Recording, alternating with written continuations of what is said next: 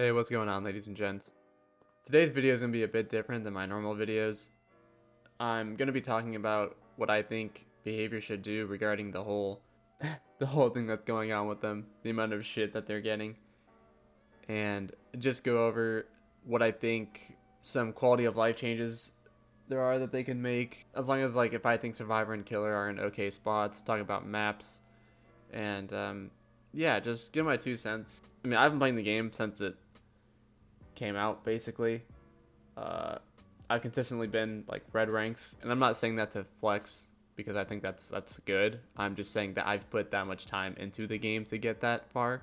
So yeah, I just want to talk about it. I have some numbers that I've been crunching as far as maps go that I'd like to share with you guys. And without further ado, let's get into it.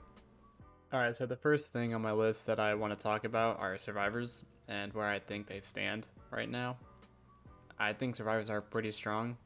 I don't think there's ever been a point in time where survivors have been weak or have been on the weaker side of the spectrum. As the weaker side of the spectrum, I mean survivors versus killers. It's always been killers that have just been on the weaker side of things, and their complaints are usually more justified. But yeah, I think survivors are pretty strong right now. I think there's a lot of good perks. I think as the game has gone on, there's been a lot more diversity in what people run. I mean, before, like in 2018, I think it's either 2018 or 2019, the meta was Dead Hard, Borrowed Time, Adrenaline, and Decisive Strike. And they made some changes. You know, DS is actually in a good spot. I like DS now. I think it's fair. Dead Hard is like Flash in League. I mean, everyone is gonna run it. But yeah, I don't think survivors really need to be tuned at all. I don't think survivors are really the problem. I think survivors have gotten better, which is probably why one reason killers have been so frustrated. I mean, I don't think that's the biggest reason, but I think that is a reason that people should take into consideration when playing killer is survivors are not how they used to be. I mean, people are are getting smarter. Like, people are making so many techs. It's crazy. And I'm not trying to make this sound like it's just killers that are complaining, because that's not what's happening. I mean, the whole community is complaining, but I'm just saying, as far as the whole debacle between survivors and killers go, I think it'd be pretty cool if survivors kind of had their own passive, like each character had their own unique thing about them, kind of like not like a killer power, but like I guess in a sense it would be like that. I mean, if they were to do that, obviously you'd have to tune down Survivor a bit, maybe knock off a perk slot or something like that. But, like, for example, Bill's whole thing is that he's really good on his own and he's a veteran in the game and blah, blah, blah. So, I mean, why not give him a passive that's like resilience in a way? Like, the less amount of survivors there are, the better he does. Or, I mean that's a perk, not resilience. I can't think of the name of it. Resilience is when you're injured. But, you know, maybe when he's the only person on a gen, he does it better or something. You know, like you can make these perks into passives for certain characters, because I just think it'd be more unique. And I don't think there's anything wrong necessarily with being able to play whatever survivor you want and run whatever perks you want. But at the cost of doing that, you lose a sense of uniqueness in the game. And I mean, that's just an idea. I don't think they should really, implement it, at least if they were to put more thought than I did into it. But yeah, as far as survivors go, I think they're in a pretty good spot. If they want to be tweaked a little bit, um, I wouldn't complain. And I'm a survivor main, and I'm not saying that like, oh, I'm a survivor main, so my opinion holds more weight. No, I'm just saying that I'm not going to be able to speak so much on the killer behalf, because there's a reason I don't play killer, and I'll get into that. I've always been a survivor main. I probably will always be a survivor main. So yeah, as far as survivors go, I think they're in a pretty good spot. All right, next up I want to talk about killers and whether I think they're good or not right now. I think they're in a pretty okay spot, to say the least. Like I said before, killer complaints in my eyes have usually always been more justified, because I think killer is really stressful to play. I think it's harder to play, And like I said, there's a reason I don't play killer. But one thing I did want to talk about is that I've only seen probably a third of the killers, like, consistently. And that kind of sucks. And it's weird because I don't even think these killers are good. At least some of them.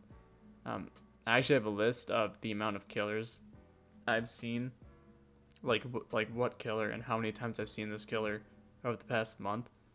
And I'm just gonna go over that real quick. And I don't know if that's influenced by the time of day I play at, or the region I play in, or the rank I'm at.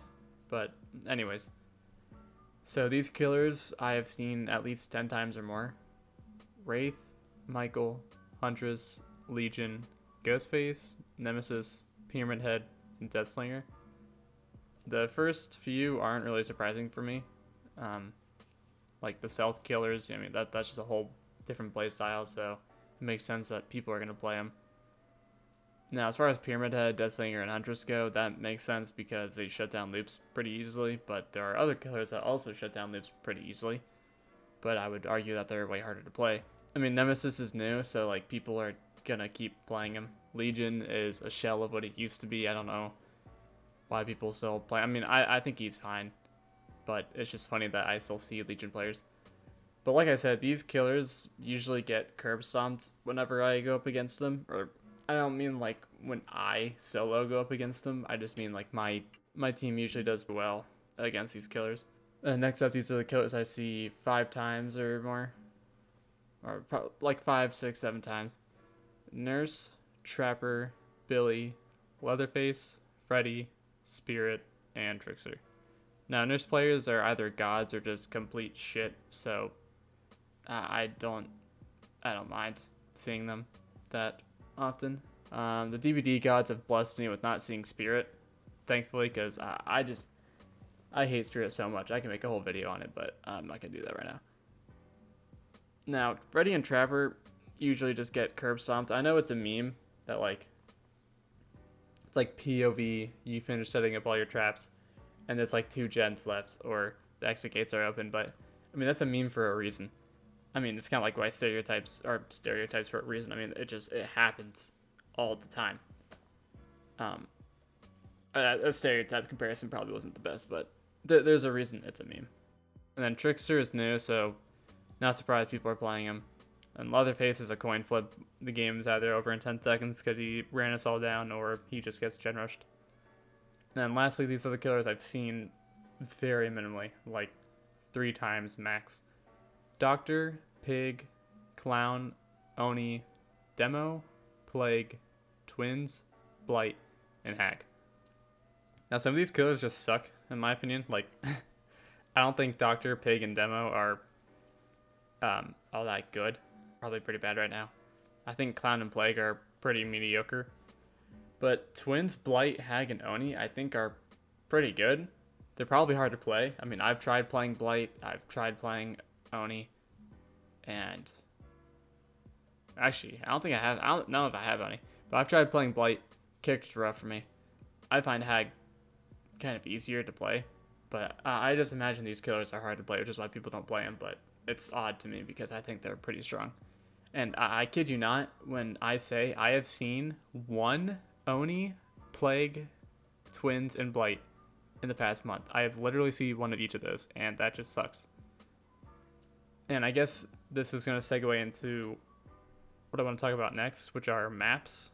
And I think that's probably the biggest reason as to why some killers are played. I mean, like I said, you obviously have different reasons. Like, the harder the killer is to play, the less often you're going to see them. But I feel like maps are definitely a troublesome item for everyone, like for both parties, right? But I think it definitely benefits survivors more. And like I said earlier, I have some numbers here that I've written down in my notebook.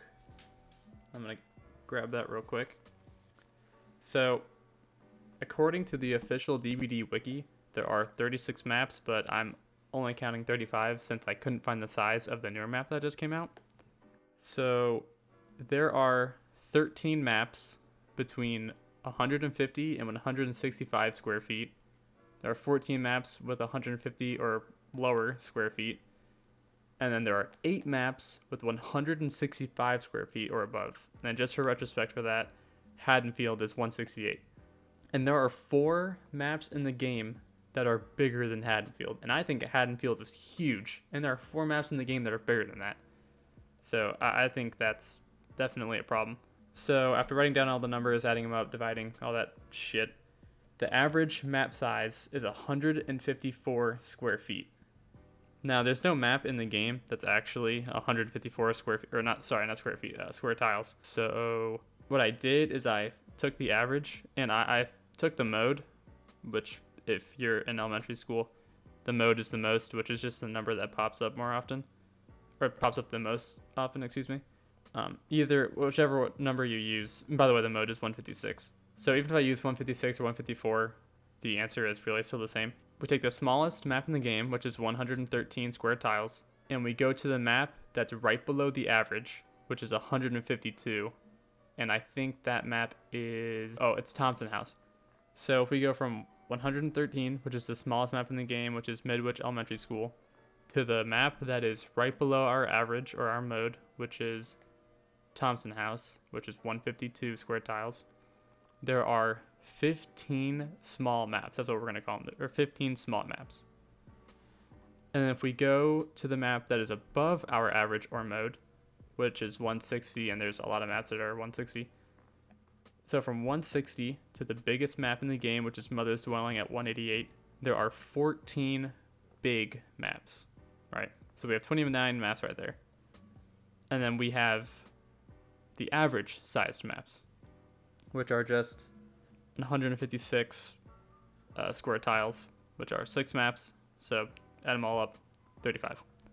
So just to recap, we have 15 small maps, 6 average size maps, and then 14 big maps.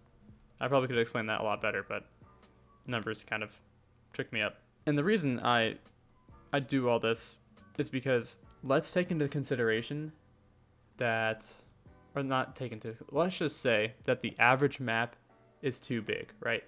So you would have 20 maps that are too big to be played on, which outweigh the smaller maps. And small maps are going to benefit killers more, or at least they should, and then the bigger the maps are, they should benefit survivors more. So the point I'm trying to make is I think the average map size is just actually too big. And even these smaller maps, I think they just suck, in my opinion. I think that the overall design of them is just bad. So I don't know the percentages of, I mean, it's basically like a 50-50, I guess, of you getting a small map or a big map. I mean, I'm not counting like offerings and all that, but excluding average size maps, right, it's basically a 50-50 that you get a small or a big size map.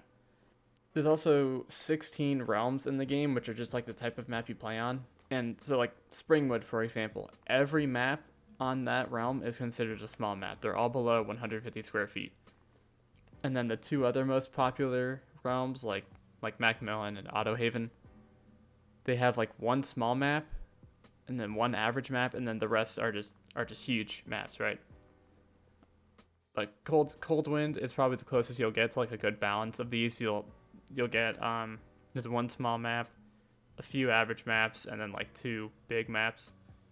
And then I could get into more, but you get my point. So with that being said, I think Behavior needs to sit down and look at their maps and probably play them. I don't know if they play their maps, to be honest. I think they just design it and then they play 1 game in the map and like, yep, this looks good, and that's it.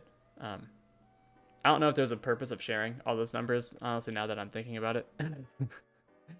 But for the people that don't want to look into like map sizes and everything, I'm saying that there are a lot of big maps in this game.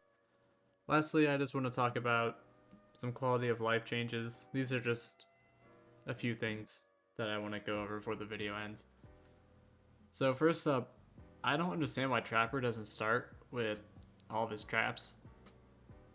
I mean, regardless of whether he starts out with all of his traps or not, he still has to waste time to set them all up. So why not just give him all of them, or like half of them, or something? I don't know. That's probably just a bit biased because Trapper's my favorite killer, but I think it just sucks that literally every gen is done by the time he puts down all of his traps. Secondly, I find it kind of weird that healing or mending doesn't have an animation yet. Like it's still just rubbing someone's back or like rubbing your arm or your knee, whatever it is. I mean, Fortnite had the same thing with like shield pots and bandages, but they ended up adding animations. I don't know why DBD just doesn't do that.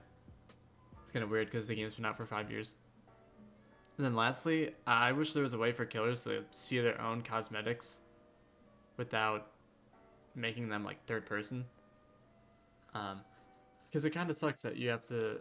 It kind of sucks that you buy these cosmetics for these killers, and then all you can see is your weapon, and you can only see your outfit for the first like 3 seconds of the game. I mean, maybe they can add like a little 3D model, like in the corner or something like that, just as like a setting. You know, obviously if you don't want it, you don't have to have it on, but I think that'd just be neat. So yeah, that's all I wanted to talk about. This was definitely a different type of video, but I just wanted to put this out there. So I hope you all have a great day or a great night, whatever time you're watching this, and I'll see you guys in the next one. Peace.